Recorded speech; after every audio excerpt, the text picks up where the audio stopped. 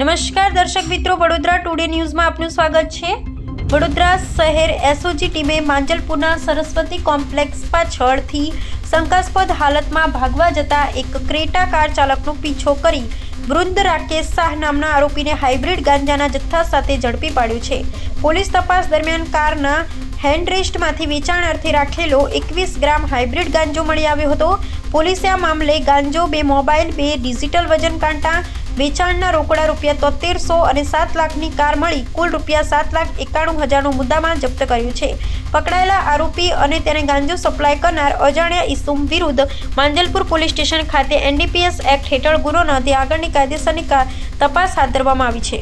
આવા જ તમામ લેટેસ્ટ અપડેટ માટે જોતા રહો વડોદરા ટુડે ન્યૂઝ।